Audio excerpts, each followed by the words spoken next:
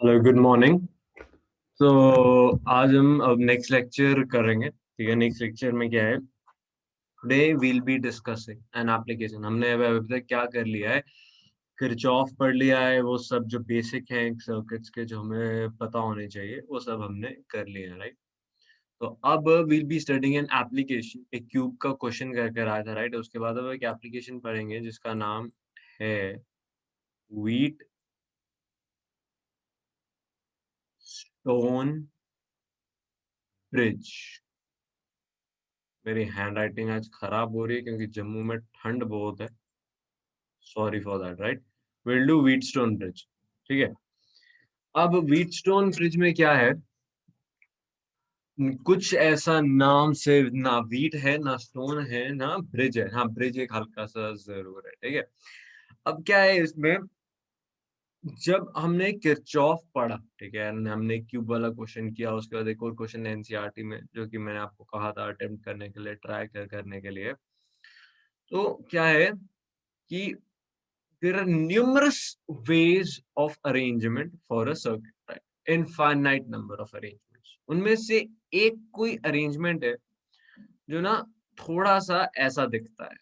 ये ये ऐसे गया, ये ऐसे गया, एंड और रेजिस्टर थोड़ा सा ऐसे, इसको थोड़ा मिटा के अच्छे से बनाते हैं फिर से।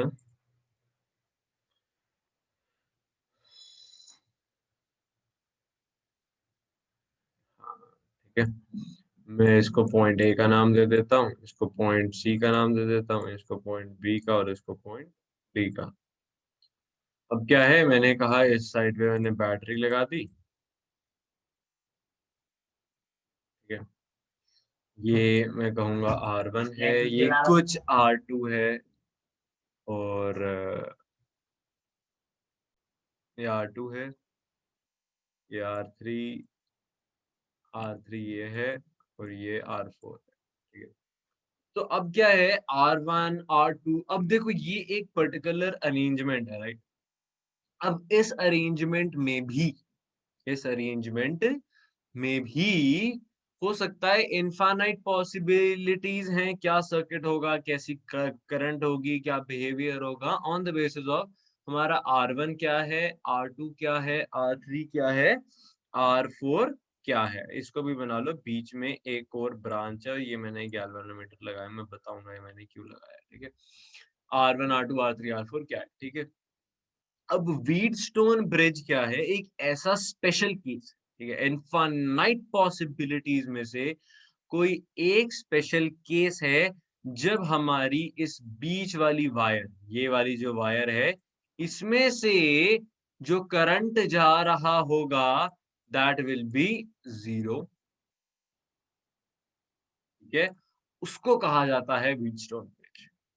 ठीक है। और इस अरेंजमेंट को एक्चुअली कहा जाता है व्हीटस्टोन ब्रिज, जब आई जीरो हो बीच वाली वायर में से। ठीक है। और अब हम इसको समझेंगे कि व्हीटस्टोन ब्रिज जैसा अरेंजमेंट बनाने के लिए क्या कंडीशन होनी चाहिए, है ना।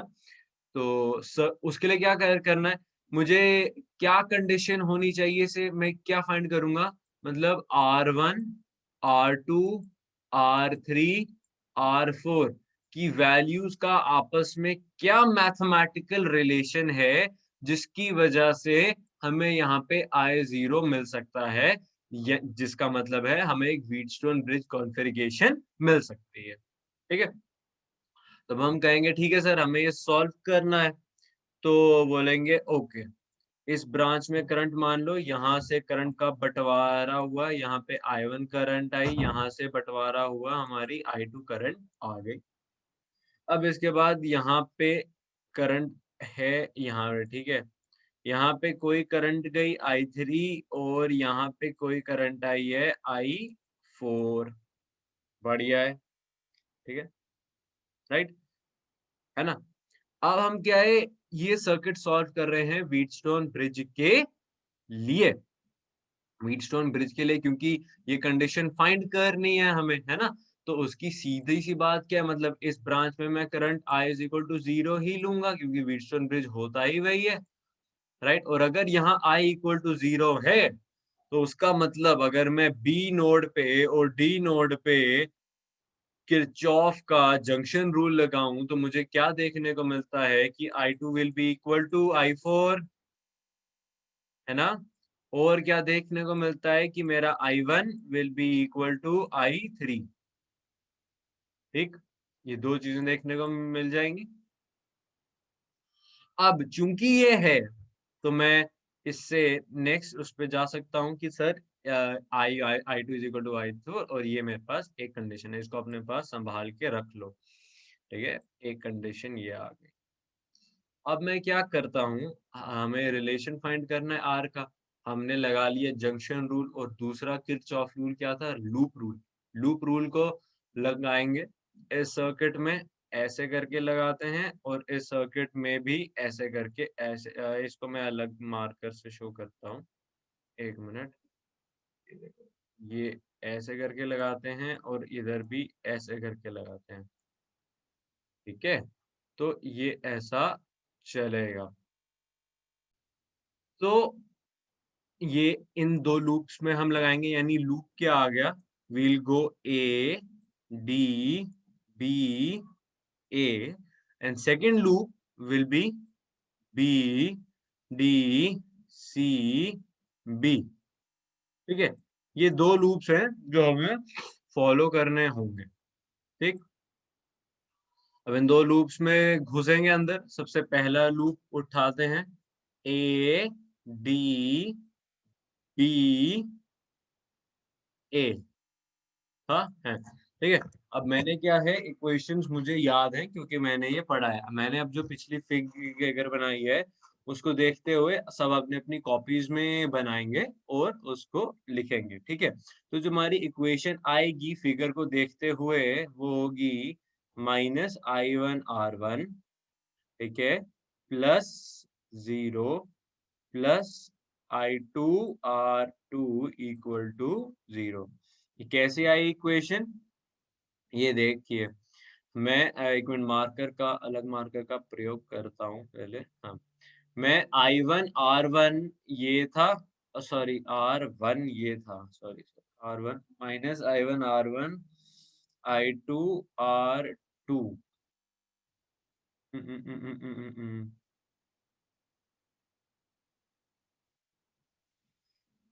हम्म, ये R1 है, और ये R1 है, और ये R2 है। ठीक है, ऐसे ऐसे ध्यान रखना। तो I1 यहाँ पे आई, R1 भी यहाँ पे आई। ठीक है, और हम उन्हीं की डायरेक्शन में चल रहे हैं, तो क्या होगा, पोटेंशियल ड्रॉप होगा। ये मैंने पहले के लेक्चर्स में सिखाया। पोटेंशियल ड्रॉप होगा यहाँ पे जब मैं इसको क्रॉस करूंगा। जब आपकी और करंट की डायरेक्शन सेम हो, तो मानो आप करंट की डायरेक्शन में चल रहे हो, तो करंट हमेशा higher potential to lower potential चलता है, तो मतलब पोटेंशियल ड्रॉप होने वाला है इस रेजिस्टर के अगेंस्ट। फिर यहाँ से आप यहाँ गए, इस ब्रांच में करंट कितना है, 0। वोल्टेज डिफरेंस 0 है, क्योंकि करंट 0 है, तो माने इस पोटेंशियल में और इस पोटेंशियल में कोई अंतर नहीं आने वाला है। वरना वरना क्या होता है, ये दोनों पोटेंशियल, वरना क्या होता है इस सिस्टम में, ये इसमें करंट फ्लो होती, अगर बी किसी हायर पोटेंशियल या लोअर पोटेंशियल पे होता है एज कम्पेयर टू डी, तो करंट फ्लो होनी चाहिए थी। अब अगर करंट फ्लो नहीं हो रही है, तो मतलब बी और डी के बीच में कोई पोटेंशियल डिफरेंस नहीं है, तो यानी यहाँ करंट फ्लो नहीं होगी, इसलिए यहाँ आया हमारा 0। अब तीसरी टर्म है +I2R2। +I2R2 क्यों आया सर, देखो, हम यहाँ पे करंट चल रही है इस डायरेक्शन में, हम चल रहे हैं उसके ऑपोजिट डायरेक्शन में। अब जैसा कि मैंने जैसे अभी बताया था कि करंट क्या है, higher potential to lower potential चलती है। अब चूंकि हम उसके ऑपोजिट डायरेक्शन में जा रहे हैं, तो मतलब हम lower potential to higher potential जा रहे हैं। अब lower potential to higher potential जा रहे हैं, उसका मतलब क्या होगा, पॉजिटिव की तरफ बढ़ रहे हैं, इसलिए ये पॉजिटिव आया, पॉजिटिव I2R2। तो ये इक्वेशन आ गई ADBA की। वैसे ही अगर मैं इक्वेशन लिखना चाहूं, तो दूसरा लूप जो था मेरा C बी डी सी की इक्वेशन आ जाएगी I4 R4 माइनस आई, एक मिनट हम इसको देखें, हम यहाँ से यहाँ चले इसकी डायरेक्शन में तो I3R3 माइनस में आना चाहिए, है ना, माइनस I3R3 और बीच में एक प्लस जीरो भी था क्योंकि हम उस ब्रांच से गुजरे, R3 इक्वल टू जीरो, है ना। ये इक्वेशन आ गई है एक और। अब ध्यान से देखिए, अब मैंने एक चीज आपको जस्ट बताई थी, ये वाली चीज देख रहे हैं, इसको यहाँ डाल दियो, I4 बराबर I2 एंड I3 बराबर I1, क्योंकि अभी जो देखो हमारे पास यहाँ पे I1 I2 है और इधर I4 I3 है, तो हम उस इक्वेशन का प्रयोग करके इसको टू वेरिएबल में बदल दें, तो I4 क्या है, I2 R4 आ जाएगा माइनस I3 क्या है I1, तो ये R, अच्छा I लिखा है R3 आ जाएगा यहाँ पे, अरे बता दिया करो गलत हो तो, ठीक है, यहाँ पे जीरो आ जाएगा साथ में।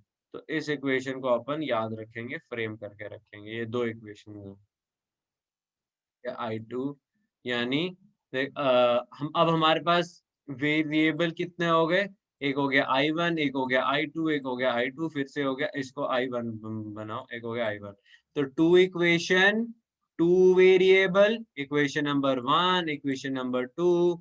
अब इसको हम करेंगे सॉल्व, क्योंकि हमें मैथमेटिकल कंडीशन फॉर्मुलेट करनी है। तो कैसे फाइंड करेंगे इसको, बोलेंगे सर एक काम कीजिए, अगर मैं इसको सॉल्व करूं तो मुझे देखने को मिलता है कि मेरा R1 I1 बराबर है I2 R2 के, है ना, मैंने बस इस टर्म को यहाँ से यहाँ लेके गया हूँ और कुछ नहीं किया है। वैसे ही अगर मैं इसको सॉल्व करूं तो मुझे देखने को मिलता है I2 R4 बराबर I1 R3 के, ठीक है, इसमें भी कोई दिक्कत नहीं है सर, ये भी तैयार है हमारा, ये भी तैयार है। अब क्या करेंगे अपन, हम बोलेंगे सर बहुत सही, do one thing, from here we get कि R1 upon R2 will be equal to I2 upon I1, I2 upon I1, वैसे ही यहाँ से मुझे देखने को मिल रहा है R3 upon R4 will be equal to I2 upon I1, है ना। तो ये दो रिलेशन हमारे सामने आए, एक ये वाला और एक ये सेकंड वाला, और इन दोनों को मैं अगर इक्वेट करूं तो मैं ये कह सकता हूं कि R1 upon R2 must be equal to R3 upon R4, है ना। ये चीज याद रखिएगा हमेशा, बड़ी इंपॉर्टेंट है, इसमें काफी बच्चे गलती करते हैं। R1 कौन सा वाला था, ये वाला था, ये था हमारा R1, R2 कौन सा वाला था, ये वाला था। इसको ऑर्डर को चेंज नहीं करिएगा, है ना, जैसे मतलब पता लगे कुछ भी अपने नाम से, ये R3 और ये वाला R4 होगा। अब इसको जो मर्जी नाम दे दे यहाँ पे, उससे फर्क नहीं पड़ना चाहिए। याद रखना जिसके सामने जो है, R1 के सामने R3, R1 के सामने R3, एक तरह से आप बीच में, और R2 के सामने R4 तो R2 के सामने R4, ये बीच में इक्वेशन साइन लगाना है। अगर ये ट्रू है तो ये भी ट्रू होगा ना, R2 अपॉन R1 बराबर R4 अपॉन R3, तो जो जैसा भी आपको सही लगे कुछ भी एक चुन लीजिए, ठीक है। तो अब क्या ये रहा वो मैथमेटिकल कंडीशन जिसका हम वेट कर रहे थे, this is the actually condition for Wheatstone, for Wheatstone, ठीक है। द कंडीशन फॉर Wheatstone, जब हमारी बीच वाली वायर में, जो भी ये वायर है, इसको अगर गैल्वेनोमीटर लगाया था मैंने, galvanometer is actually meter which reads current, I is equal to 0 होगा, ठीक है। तो ये हमारा Wheatstone की कंडीशन आ गई। अब क्या है, याद रखने वाली बात क्या है कि सर ये जो व्हीटस्टोन ब्रिज है ना, ये एक पर्टिकुलर केस है, ठीक है। एक क्वेश्चन करेंगे व्हीटस्टोन पे। इस पे क्वेश्चन कैसे बनेंगे? आपके पास देखो मेनली क्या है व्हीटस्टोन में, कंडीशन। कंडीशन क्या है कि R1 upon R2 is equal to R3 upon R4। अब क्वेश्चन में हो सकता है आपको कोई एक चीज ना दी हो और बाकी की 3 चीजें दी हो, है ना, और उससे हमें वो चौथी चीज पूछ ली जाए। मतलब व्हीटस्टोन का एक्चुअली में यूज भी यही होता है कि हम क्या करते हैं, दो सर्किट जिनकी रेशो हमें पता है R1 R2 डाल लिया, यहाँ पे कोई R3 भी डाल लिया, और जिस चीज की रेजिस्टेंस अननोन है उसको इस सर्किट में डाल डाल के चेक करते हैं इस बीच वाले में करंट। ठीक है, आई चेक करते हैं। तो जब करंट आई इक्वल टू 0 आ गया तो हमें पता है कि इसने व्हीटस्टोन कॉन्फ़िगरेशन अटेन कर ली है, और व्हीटस्टोन कॉन्फ़िगरेशन अटेन कर ली है तो ये होगा, और उसमें हमें ये पता होता है, ये पता होता है, ये पता होता है, हम ये वाला फाइंड कर लेते हैं, है ना। तो ऐसा इसका यूज होता है, व्हीटस्टोन ब्रिज का क्या यूज है, ठीक है, अननोन रेजिस्टेंस फाइंड करने के लिए।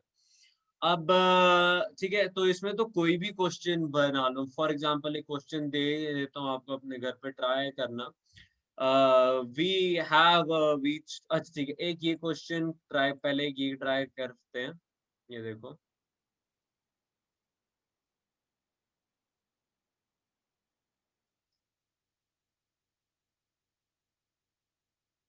ठीक है, ये है आपका 2 का, ये है आपका 4 का, ये है आपका 8 का, और ये है आपका 16 का, ठीक है, एंड ये है कोई 5।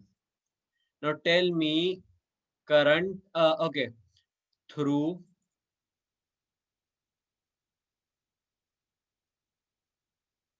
5 रेजिस्टेंस, इसके थ्रू करंट कितनी है ये मुझे बताओ। ठीक, ठीक है। तो अगर ये क्वेश्चन सामने आया तो आपने देखा सर, आप बोलोगे सर क्या हमें बेवकूफ मत बनाओ, मेहनत मत कराओ, हम जानते हैं ये 2 है, ये 4 है, ये 8 है, ये 10 16 है ना।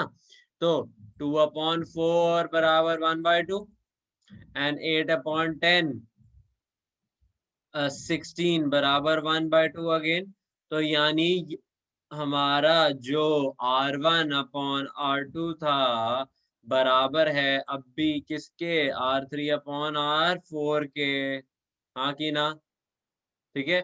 और ये बराबर है तो माने व्हीटस्टोन कॉन्फ़िगरेशन है, और माने व्हीटस्टोन कॉन्फ़िगरेशन है तो बीच वाले में हम डायरेक्टली बोल सकते हैं कि हमारी करंट 0 एम्पेयर फ्लो होने वाली है, therefore I through 5 ohm resistor will be 0 ampere. ठीक है, ये एक तरह का छोटा मोटा क्वेश्चन, ऐसे हम बहुत ट्विस्ट कर सकते हैं कि ये क्वेश्चन दिया है। एक और क्वेश्चन आप खुद करिएगा। अब कभी कभी वो क्या कर सकता है, आपको ना फंसा देगा, क्या बोलेगा मैं दिखाता हूँ। ये वो दिया क्वेश्चन, उसने कहा ये ऐसे, और ये टक टक टक टक टक टक टक एक रेजिस्टर ऐसे आ गया, ये ऐसे ऐसे ऐसे ऐसे आ गया, ये ऐसे ऐसे ऐसे ऐसे ऐसे आ गया, और ये देखो ऐसे ऐसे ऐसे ऐसे ऐसे आ गया, मस्त बन गया, ठीक है। और मैंने इसके अक्रॉस लगा दिया तुम्हारा वो, ये मान लो पॉजिटिव, ये मान लो नेगेटिव, और ये मैंने जोड़ दिया। अब ये मान लो मैंने कहा 2, ये रहा 4, ये रहा 16, ये रहा 8, और ये रहा 16। अब ध्यान देना, ठीक है, और बीच में फिर वही सेम क्वेश्चन है, बस मैंने क्या किया, बैटरी अलग चीज। अब भाई ये बात ध्यान देने वाली बहुत जरूरी है कि इस बैटरी पे ही सब डिपेंडेंट है। सब डिपेंडेंट कैसे, मैं बताता हूँ। देखो, जब हमारी पहले सर्किट में करंट आ रही थी, वो यहाँ से आ रही थी तो इन दो जगह पे बटी थी। अब यहाँ करंट आ रही है तो बट रही है यहाँ पे, यहाँ पे, यहाँ पे, यहाँ पे। तो हमने R1 R2 पिछले क्वेश्चंस में देखो कैसे डिफाइन किया था। पहले क्वेश्चन में ये था R1, ये था R2, ये था R3, और ये था हमारा R4। मगर जब हमने ये क्वेश्चन किया था तब हमने ये बात ध्यान रखी थी कि यहाँ पे हमारी बैटरी लगी हुई है, ठीक है। यानी R1 और R2 were the two adjacent to the wire from where the incoming current directly from the battery is coming। ठीक है, तो वही हमने यहाँ किया। हमने कहा सर देखो ये बैटरी है, यहाँ से करंट आ रही है, तो इस केस में हमारा R1 भैया ये होना चाहिए, हमारा R2 भैया ये होना चाहिए। तो अगर ये R1 है तो ये हमारा R3 और ये हमारा R4। अब इस केस में लगाओ इस पे, आप बोलोगे sir R2 upon R1 8 upon 2, और ये क्या है R4 अपॉन R3। ठीक ठीक है, 8 अपॉन 2 ये क्या आ गया 4, और अगर मैं R4 अपॉन R3 करूं तो मुझे क्या मिलेगा 16 अपॉन 4, तो ये भी है 4। तो इस केस में देखो गलती से ये सेम आ गया, जो कि नहीं होना चाहिए था, मैंने कुछ और सोचा था, बट ठीक है ये सेम आ गया। तो यानी इस केस में तो व्हीटस्टोन लग गया, यानी बीच वाले सर्किट में जो भी वैल्यू हो बीच वाली वायर से I इक्वल टू 0 होगा। बट अब सोचो मैं इसी क्वेश्चन में क्या करता, आपको कहता सर ये 2 रहने दो, ये 8 रहने दो, इसको 4 रहने दो, इसको 20 कर दो। एक मिनट, ये 2 रहने दो, ये 4 रहने दो, इसको 5 बना दो 5, और इसको बना दो 10।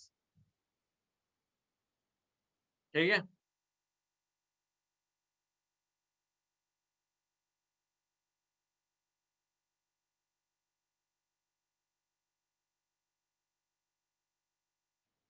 हम्म।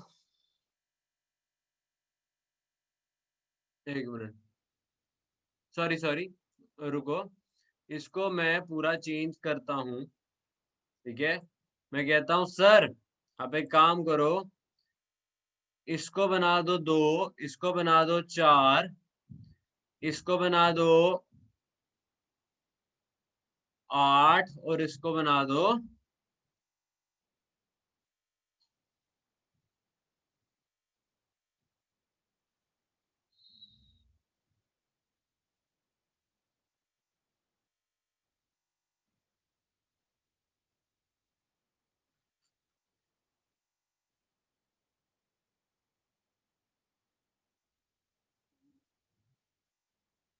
इसको बना दो 1, इसको बना दो 4, इसको बना दो 5, 5 बना दो, इसको बना दो 8, और इसको बना दो 40। 40। ठीक है, ठीक है, हाँ इसको बना दो 40। बढ़िया है ना। तो अब इस क्वेश्चन को एक बारी फिर से करते हैं जो हमने पहले किया था। कैसे करना है ये, एक मिनट देखते हैं फिर से। Okay, so we go on this question. देखो जब आप नॉर्मली दिमाग लगाओगे, जो हमने नॉर्मली अभी तक देखा, तो उससे आप क्या बोलते, सर यहाँ पे काम क्यों नहीं करते, दिस अपॉन दिस कर दीजिए, it must be equal to this upon this होना चाहिए, है ना। जो आप देख रहे थे, तो इस केस में क्या आ जाता 1/8, which is not equal to 5/40, शायद।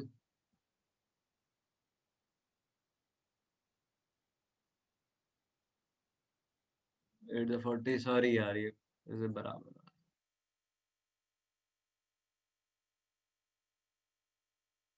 हाँ, जो हम गलती कर रहे थे, मैं जो गलती कर रहा था मुझे मिल गई। मैं एक चीज भूल गया था कि अगर R1 R2 बराबर R3/R4 होगा, तो obviously R1/R3 will be equal to R2/R4 होगा। तो जब भी हम एग्जाम्पल अभी पिछले तो देखे, वो सब सेम आ रहे थे। जैसे कि इस केस में भी सेम आया कि ये 1/8 हुआ यहाँ पे, और यहाँ पे 5/40 आया। मगर आपको ये गलती नहीं करनी है, ये कभी कभी सही हो सकता है, मगर ये धोखा भी देता है। ठीक है, तो what we have to do, जहां से सर आपकी वोल्टेज वायर लगी है, उस हिसाब से आपको अपने रेजिस्टेंस मार्क करने हैं। आपका R1 क्या है, आपका R2 क्या है, आपका R3 क्या है, और आपका R4 क्या है। This is very important. ठीक है, और कहीं गलती नहीं होगी।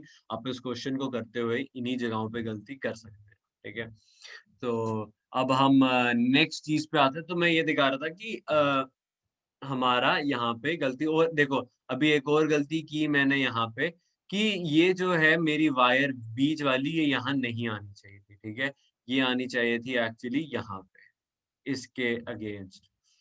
अरे भैया तुम कहाँ चले गए, ये रहे। हाँ, ये ऐसे यहाँ पे आनी चाहिए थी 5 की करंट जो हम मेजर कर रहे थे, है ना। तो this is very important to be noted, right? तो इसके अलावा तो कुछ भी नहीं है। Okay, now moving to the आगे बढ़ते हैं, एक क्वेश्चन करेंगे इस पे, ठीक है?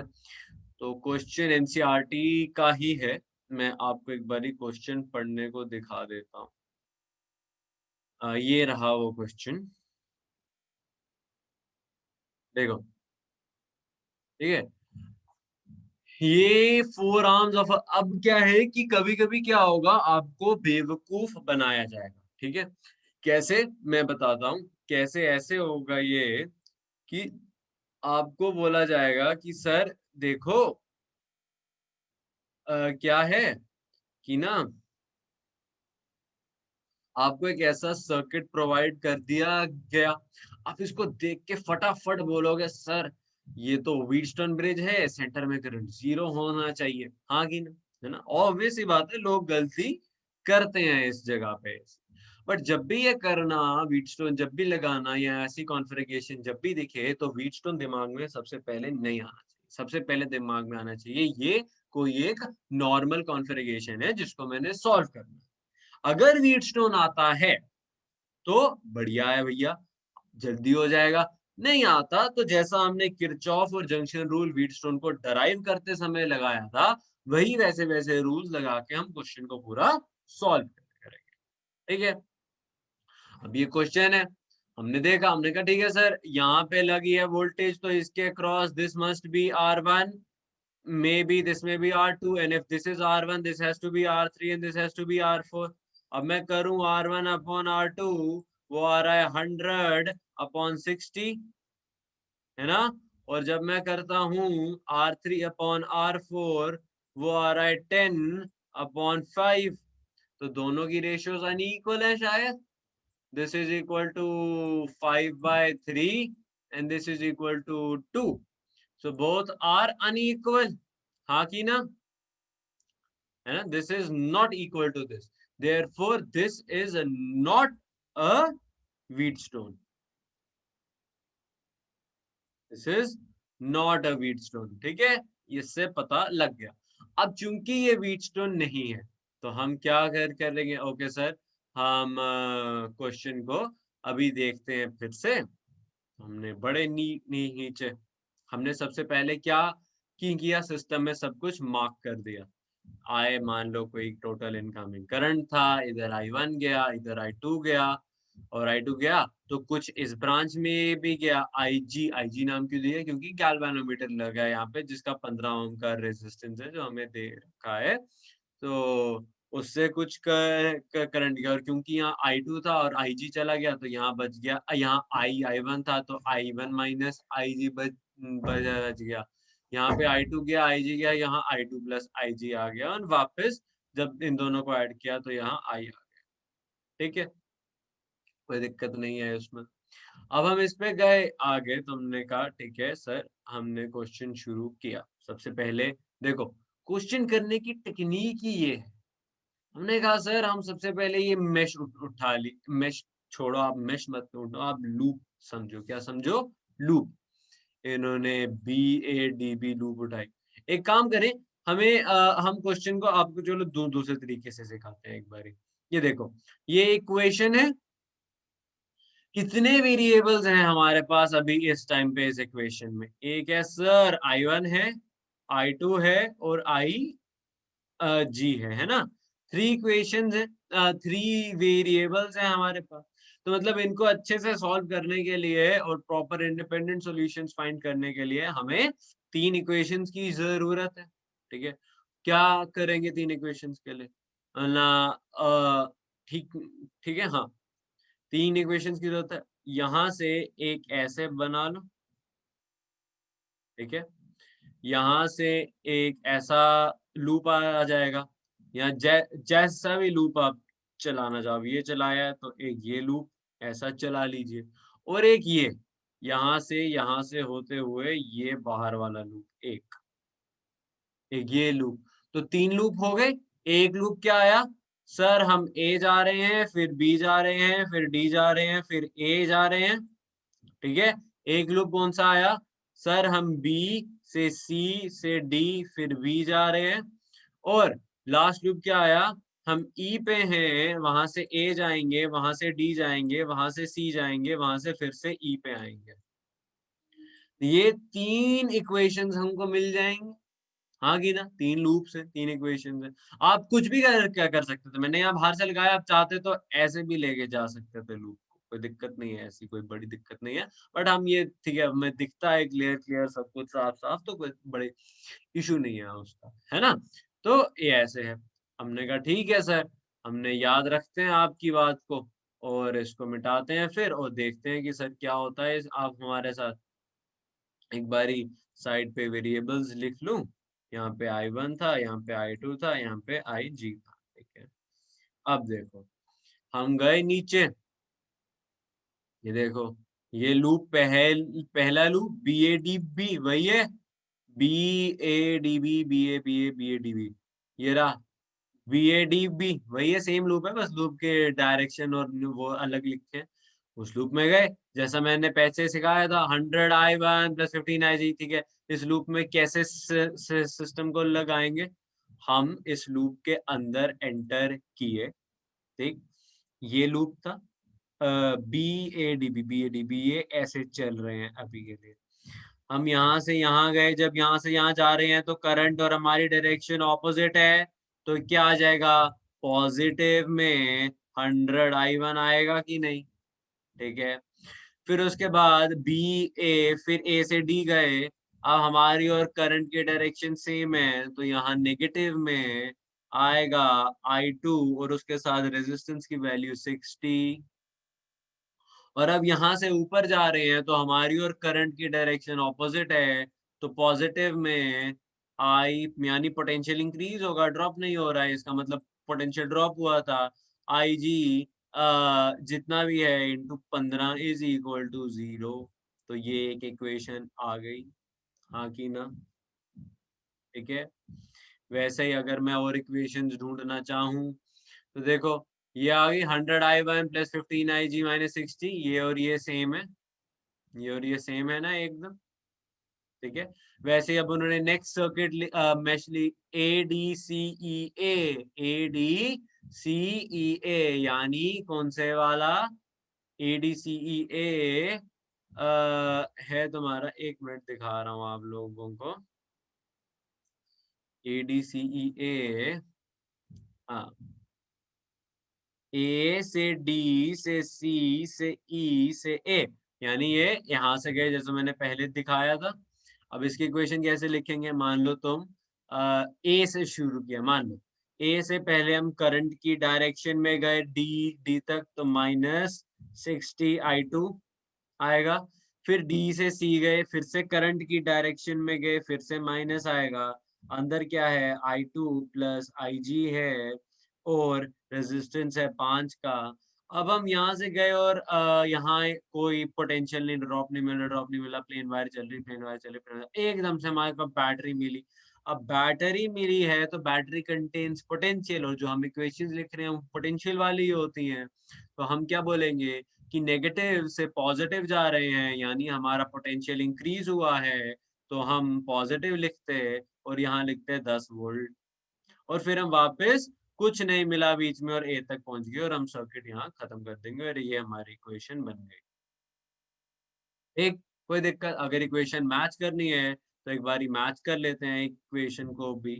एक बारी मैं बस इसको मिटा दूं ताकि नीचे अजीब सा ना दिखे ये, ठीक है। ओके, ये देखिएगा अब हमारा, हाँ, ये देखिए इक्वेशन 60 + 5 = 10। देखो इन्होंने इक्वेशन में क्या किया, बस ये जो दो चीजें हैं जो आपको मेरी यहाँ दिख रही है, सेम है इक्वेशन, बस इसको हमने ये जीरो इस साइड ले गए, उठा के इस साइड ले गए, तो ये पॉजिटिव बन जाएंगे, ठीक है ना। तो ये इक्वेशन भी सही बन गई। अब तीसरा लूप देखिए जो इन्होंने उठाया है, तीसरा लूप, आप ये दिख रहा होगा, ये आ गई ADCA mesh आ गई, and from equation substituting this B, हाँ ये देखो एक और इक्वेशन है जो हमने पहले नहीं देखी ध्यान से, BCDB, ठीक है, BCDB मैंने डायरेक्टली ये कर ली, ये छूट गई।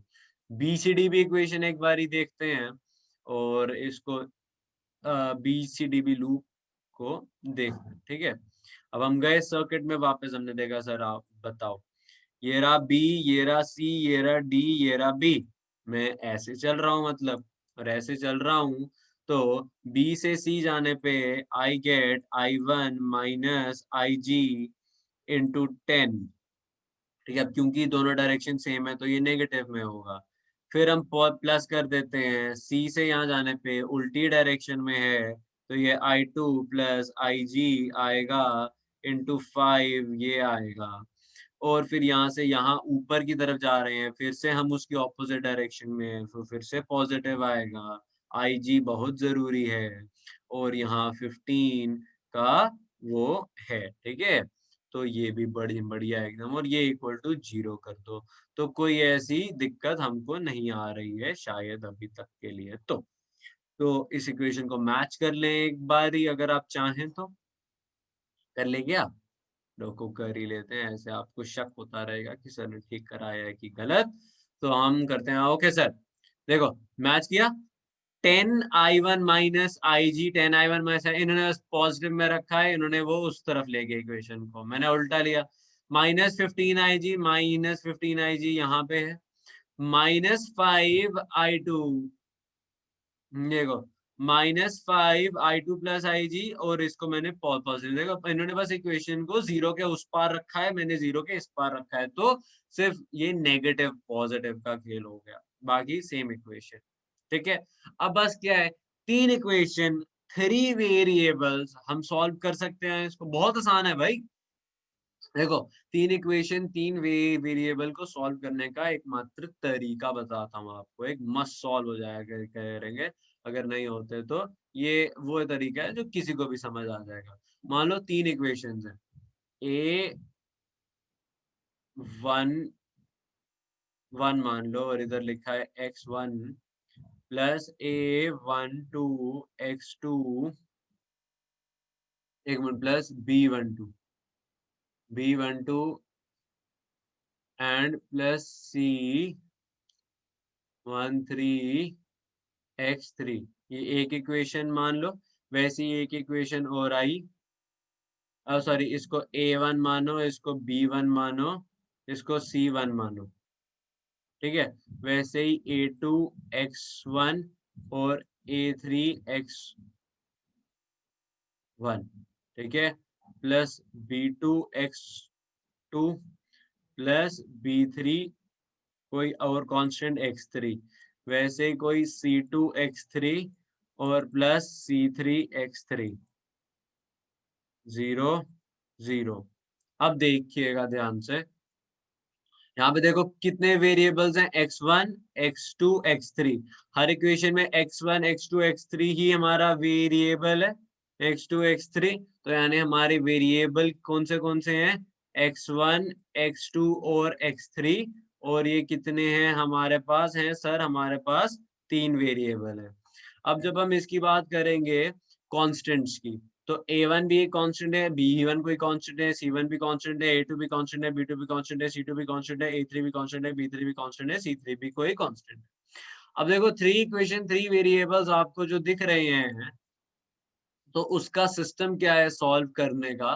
पहले कोई दो इक्वेशंस उठाइए, मान लो मैंने ये दो उठाई, ठीक है, उसमें से किसी एक को, मान लो हम चाहते हैं X3 को एलिमिनेट करना, X3 को एलिमिनेट कर दीजिए, तो यहाँ से हमारे पास एक इक्वेशन आएगी जो किसमें होगी, X1 और X2 में होगी, ठीक है, X1 और X2 में एक इक्वेशन आएगी, है ना। वैसे ही इन दो को उठाइए और इसमें इन दोनों में से X3 को एलिमिनेट कर दीजिए, तो यहाँ पे X1 और X2 में फिर से एक इक्वेशन होगी, फिर से इक्वेशन होगी। अब यहाँ पे क्या है, x1 और x2 में इक्वेशन, x1 x2 में equation two variable, x1 x2 में से किसी एक को एलिमिनेट करके किसी एक की वैल्यू फाइंड कर दीजिए, ठीक है। मान लो यहाँ पे आपने कहा कि हम x2 को एलिमिनेट कर देंगे और x1 की वैल्यू फाइंड कर लेंगे, x1 की वैल्यू फाइंड हो गई। अब जैसे ही x1 की वैल्यू फाइंड हो जाती है, x1 की वैल्यू वापस इस इक्वेशन में डालिए, वहां से आपको x2 की वैल्यू आ जाएगी और x2 की वैल्यू किसी भी एक इक्वेशन में डालिए और वहां से आपको x3 की वैल्यू मिल जाएगी। तो ऐसे हमें तीनों वैल्यूज मिल जाती है। बात रही एलिमिनेशन की, तो एलिमिनेशन कैसे होता है, ये बायो के स्टूडेंट्स के लिए, मैथ्स वालों के लिए नहीं। बायो वालों ये देखो, अगर तुम्हारे पास ट्वाइस x प्लस 3y है इक्वल टू 0 और एक कोर इक्वेशन है 6x प्लस 18 वाई, मैं 18 वाई नहीं बोलता, मैं इसको 15 वाई बोलता हूँ। 15 वाई इक्वल टू 0 है ना। तो ये इक्वेशन है आप पे एक। तो मैंने कहा सर मुझे x की वैल्यू चाहिए, और मैं जब यहाँ कहता हूँ कि मुझे एलिमिनेट कर दो y को, तो क्या मुझे एक, ठीक है, y को एलिमिनेट कर दो फॉर एग्जाम्पल। तो अब मैं कहता हूँ सर y को अगर आप एलिमिनेट करना चाहते हो तो पहली इक्वेशन को अगर आप मल्टीप्लाई, मतलब इसको इक्वेशन 2 कह दो और इसको इक्वेशन 1 कह दो, तो second equation minus 5 times of first equation कर दीजिए। और जब मैं इसको ऐसा करता हूं तो इसका देखो क्या मिलता है। Second equation as it is लिख दो, 6x minus plus 15y minus में 5 times, 5 of twice x 10x, 5 of 3y 15y, 15y, है ना। तो देखो सामने सामने दिख रहा है, 15y पॉजिटिव खुलेगा, नेगेटिव, ये पॉजिटिव, ये काट जाएंगे आपस में। यहाँ पे इक्वल टू 0 है, तो यहाँ पे क्या आ जाएगा, 6x minus 10x is equal to minus, तो यहाँ बच जाएगा हमारा 4y। तो ऐसे इज इक्वल टू 0, तो ऐसे 4x एक्चुअली इक्वल टू 0, तो यहाँ से हमारे x की वैल्यू आ गई। x की वैल्यू वापस इसमें डाल के y की वैल्यू फाइंड कर लेंगे, तो इसको कहते हैं एलिमिनेशन करना। ठीक है, कोई बड़ी दिक्कत नहीं है। किसी को एलिमिनेशन पढ़ना हो तो मुझे बता देना, मेरी ईमेल आईडी आपको मिल जाएगी। प्रतिज्ञा के हैंडल पे जाके बता दीजिएगा कि हमें राजन सर से बात करनी है, तो मैं एलिमिनेशन पे एक अलग लेक्चर भी बना दूंगा और बनवा दूंगा मैथमेटिकल टूल्स के लिए। मगर आपको 11th की स्टार्टिंग में ये सब पढ़ाया जाता है, ठीक है, तो उसको यूज करके हम कर लेंगे। तो ऐसे हमारा क्या आगे तीनों वैल्यूज आ जाएंगी जो हमने सोची थी, किसकी, ये वाली चीज की, कहाँ गया, इसमें, हाँ, हमारे पास यहाँ पे फिर I1 भी आ जाएगा, I2 भी आ जाएगा और IG भी आ जाएगा। तो 3 इक्वेशन 3 वेरिएबल्स, क्वेश्चन सॉल्व, और ऐसे हमारा आज का वीटस्टोन खत्म होता है। राइट, इसको सॉल्व करके खुद देखिएगा एक बार, जैसे यहाँ IG आया है और आपका I2 और I1 भी ऊपर फाइंड कर दिया गया है। ठीक, अब नेक्स्ट जो है हम पढ़ेंगे, बाद में हम पढ़ेंगे, मतलब हम अब नेक्स्ट मीटर ब्रिज करेंगे और पोटेंशियोमीटर। ये ऐसे टॉपिक्स हैं जो आप खुद भी कर सकते हो, इसमें कुछ बताने वाली बड़ी बात नहीं है। पर ठीक है, मैं फिर भी तेज तेज करा दूंगा, क्योंकि अब क्या आपके पास टाइम बहुत कम है। क्योंकि अभी इस टाइम पे जब ये वीडियो बन रही है, जनवरी आ चुकी है, मई में तुम्हारे एग्जाम होंगे, तो मुझे तेज तेज खत्म करना है। थोड़ा सा कोर्स में भी फास्ट ट्रैक होगा, जैसे जैसे भी देख लेना। तो meet you tomorrow, right, and थोड़ा तेज पढ़ाऊंगा आपको, ठीक।